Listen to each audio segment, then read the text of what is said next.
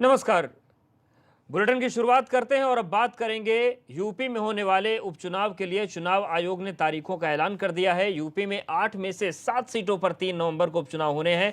इसके साथ ही साथ 10 नवंबर को सभी 7 सीटों के नतीजे घोषित किए जाएंगे।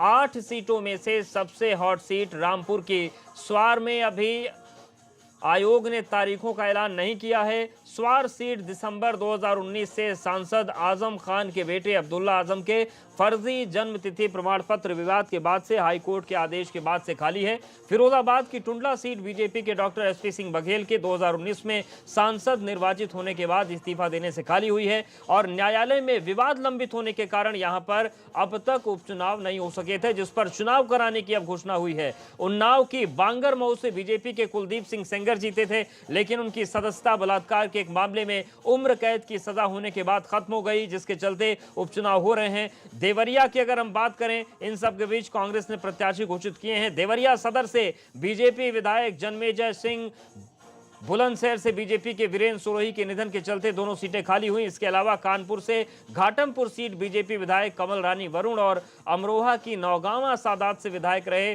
चेतन चौहान की कोरोना वायरस से संक्रमण से निधन होने से रिक्त हुई है। कमला रानी और चेतन चौहान योगी सरकार में मंत्री थे। इनके अलावा जौनपुर के मलहनी क्षेत्र से सपा के विधायक रहे पारसनाथ यादव के निधन से सीटें खाली हुई हैं। तो कौन कौन सी सीटें हम आपको बताते हैं। बुलंदशहर है, बांगरमऊ सीट से आरती वाजपेयी कांग्रेस प्रत्याशी बनाई गई हैं।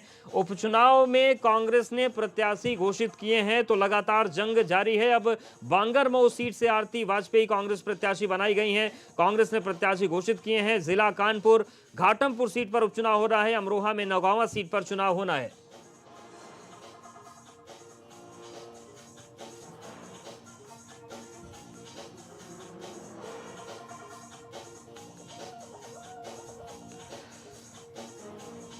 और सीधे रुख करते हैं संवाददाताओं को और समझने की कोशिश करते हैं कि उपचुनाव के ऐलान के बाद अब सियासी जंग किस तरीके से आगे बढ़ेगी। हमारे साथ लखनऊ से जुड़ गए हैं ब्यूरो चीफ वीरेश पांडे, हमारे साथ बलराम जुड़ गए हैं मेरठ से और आगरा से नितिन जुड़ गए। वीरेश जी, सबसे पहले आपके पास आना चाहेंगे, उपचुनाव के ऐलान के बाद सियासी सरगर्मी क्या कह रही है, क्योंकि इस बीच बहुत सारे ऐसे मामले हैं जब विपक्ष भी जमकर मुखर रहा है, सियासी टकराव अपने चरम पर है। ऐसे मुकाबला कितना दिलचस्प होगा?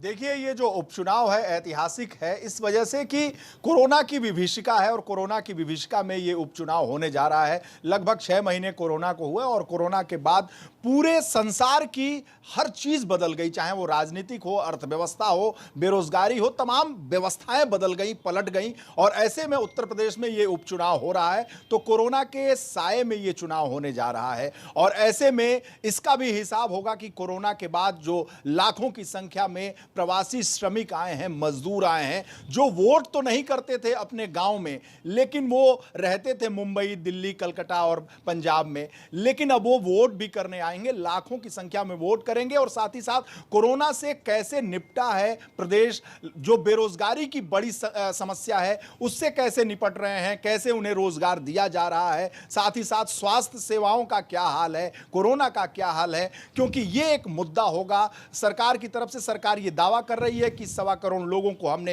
रोजगार दिया है और बहुत सारे लोगों को लाखों टन हमने खाद्यान्न निःशुल्क दिया है। हजार रुपए रेहड़ी और जो पटरी पर काम करने वाले लोग हैं उनको दिया है। और विपक्ष कह रहा है कि बेरोजगारी है, किसानों की समस्या है, क्राइम बढ़ा है। तो ये वाद विवाद चल रहा है और इस बीच में ये उपचुनाव हो रहा है। लेकिन सबसे बड़ी बात यह है कि उत्तर प्रदेश के राजनीति में जो दल थे, यानी समाजवादी पार्टी, बसपा, कांग्रेस और भाजपा, एक नए दल का भी प्रवेश हुआ है हाल में। 2-3 महीने के अंदर बहुत तेजी के साथ आम आदमी पार्टी ने पेनिट्रेट किया है और जो उसके प्रभारी हैं संजय सिंह, लगातार प्रेस कॉन्फ्रेंस और सरकार को घेरने की कोशिश कर रहे हैं। यानी विकास दुबे का जो मामला है उसके बाद से उत्तर प्रदेश की सियासत में बहुत ज्यादा बदलाव हुआ है और उस बदलाव को लेकर आपने देखा होगा कि ठाकुर की राजनीति चल रही है, ब्राह्मण राजनीति चल रही है, यानी जातीय समीकरण बदलने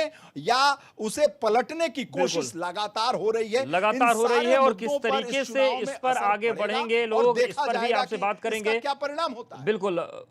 मेरठ का रुख कर लेते हैं, हमारे साथ बलराम जुड़ गए हैं। बलराम, अगर हम पश्चिमी उत्तर प्रदेश की बात करें तो जाति का कितना असर रहता है? हालांकि जाति का असर पूरे यूपी में है, पर पश्चिमी उत्तर प्रदेश में जिस तरीके से जाति पर बातें होती हैं, इस उपचुनाव में किस तरीके की चीजें हैं?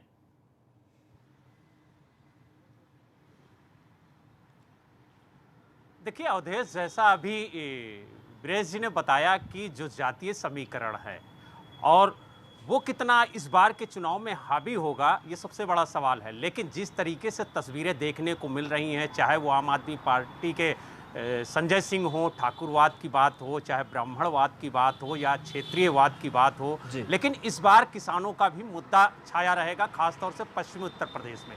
अगर हम बुलंदशहर के सदर सीट की बात करें तो यहाँ पर वीरेंद्र सिरोही की बीमारी के चलते 2 मार्च 2020 को निधन हो गया था, जिसकी वजह से ये सीट खाली हुई है और यहाँ पर अब उपचुनाव हो रहा है। फिलहाल हाजी यूनुस को बहुजन समाज पार्टी ने चुनाव मैदान में उतारा है, साथ ही ओवैसी ने भी अपनी पार्टी AIMIM से एक प्रत्याशी उतारा है। साथ ही जो अभी पश्चिमी उत्तर प्रदेश में हाल ही पार्टी का गठन हुआ और बहुत तेजी से विकास कर रही है ये पार्टी, चंद्रशेखर आजाद उर्फ रावण, जिनकी पार्टी है आजाद समाज पार्टी, उसका भी प्रत्याशी उतारा गया है। लेकिन कांग्रेस और आम आदमी पार्टी के साथ साथ बीजेपी ने अभी तक अपना प्रत्याशी इस चुनावी मैदान में नहीं उतारा है और यही वजह है कि इन तीनों पार्टियों पर सभी की निगाहें हैं कि आखिरकार ये किस शख्स को अपना प्रत्याशी बनाती हैं। लेकिन अगर बीजेपी की बात की जाए तो कहीं ना कहीं ये उम्मीद जताई जा रही है, कयास लगाया जा रहा है कि वीरेंद्र सिरोही के परिवार से ही कोई ना कोई उम्मीदवार हो सकता है। लेकिन अभी ये अटकलें हैं क्योंकि पार्टी के हाईकमान ने अभी कोई निर्णय नहीं लिया है कि किसको चुनाव मैदान में उतारा जाएगा। लेकिन इस बार क्षेत्रीय मुद्दों के साथ साथ जातिगत समीकरण भी साधना बहुत जरूरी होगा पार्टियों के लिए, क्योंकि कोरोना काल में ये पहला चुनाव है और इस चुनाव को लेकर के काफी तरीके की गाइडलाइनें भी जारी की जाएंगी। और जैसा कि वीरेश जी कह रहे हैं कि पूरी दुनिया बदल गई, ऐसे में चुनाव भी बदलेंगे, लेकिन किस तरीके के बदलाव होंगे और क्या जो समीकरण होते हैं उनमें भी कुछ बदलाव देखने को मिल रहा है। नितिन, अगर हम बात करें फिरोजाबाद की टुंडला सीट की, डॉक्टर SP सिंह बघेल सांसद बन गए, अब नया उपचुनाव यहाँ पर होना है, नया विधायक चुना जाना है, किस तरीके की समीकरण वहां पर काम कर रहे हैं? क्या वहां पर कुछ नई चीजें आई हैं, कुछ नए मसले आए हैं, कुछ नए मुद्दे आए हैं, कुछ नई नाराजगियां आई हैं? देखिए अवधेश, बिल्कुल जिस तरीके से आज भारतीय चुनाव आयोग ने उपचुनाव की घोषणा की है, 3 नवंबर को इलेक्शन होना है। तो बात की जाए ब्रज क्षेत्र में, तो ब्रज क्षेत्र में फिरोजाबाद की टुंडला सीट पर उपचुनाव होना है, बाई इलेक्शन होना है और ये सीट कहा जाए बीजेपी वर्सेस BSP की टक्कर रहनी है। यहाँ से BSP के विधायक राकेश बाबू एडवोकेट 2 बार MLA रह चुके हैं, इससे पहले बीजेपी का दबदबा रहा और इस बार 2017 में कैबिनेट मंत्री रहे थे, जो सांसद भी रहे हैं SP सिंह बघेल, वो यहाँ से विधायक रहे थे। लेकिन 2019 में जब उनको आगरा सांसदी की टिकट लड़ने के लिए कहा गया तो वो सीट तब से खाली चल रही है और इसको लेकर लगातार लंबे समय से, चूँकि उनका जो कास्ट सर्टिफिकेट को लेकर इलाहाबाद हाई कोर्ट में लगातार केस चल रहा था, विपक्षी दलों ने तमाम रिट दाखिल कर रखी थी जिसमें उनका जो धनगर जाति का जो प्रमाण पत्र है वो SC का है या नहीं है, इसको लेकर कोर्ट में कई सारी याचिकाएं थी जिस पर अब फाइनल डिसीजन आ गया है। और ऐसे में पिछले बार जब बाई इलेक्शन के चुनाव हुए थे तब टुंडला सीट पर इलेक्शन नहीं हुआ था, लेकिन अब इलेक्शन हो रहा है, 3 नवंबर को होगा और इसको लेकर बाकायदा सभी पार्टियां अपनी अपनी पूरी तैयारियां झोंक दी हैं। जिस तरीके से बीजेपी के तमाम दोनों डिप्टी CM उन्होंने यहाँ का प्रचार करना शुरू कर दिया। बीजेपी लगातार कई सारे कार्यक्रम लगातार टुंडला में कर रही है, वर्चुअल रैली कर रही है लगातार। तो वहीं समाजवादी पार्टी की तरफ से भी लगातार समाजवादी पार्टी के तमाम नेताओं की कैंपेनिंग शुरू हो गई टुंडला में। अभी हाल ही में BSP की तरफ से सतीश चंद्र मिश्रा भी आए हैं। तो कुल मिला के कहा जाए अब उपचुनाव सीधे 2022 के चुनाव से पहले ये सत्ता का सेमीफाइनल हो रहा है। जिस तरह से 8 में से 7 सीटें और 8 में से 6 सीटें बीजेपी की रहीं, 2 सीटें समाजवादी पार्टी की रही हैं। लेकिन बाई इलेक्शन के बारे में अमूमन ये कहा जाता है कि ये जो रूलिंग पार्टी होती है उसी का इलेक्शन होता है, लेकिन फिर भी टुंडला उपचुनाव पर BSP पूरी ताकत झोंके हुए हैं, क्योंकि जो कास्ट कॉम्बिनेशन है वो भी कहीं ना कहीं इस तरह के फेवरेबल है। तो वहीं बीजेपी से एसपी सिंह बघेल की वजह से ये सीट खाली हुई है। वो सांसद चुन लिए गए हैं, वो अपनी बेटी को लगातार प्रमोट कर रहे हैं, सलोनी बघेल को लेकर लगातार वो पेशबंदी कर रहे हैं।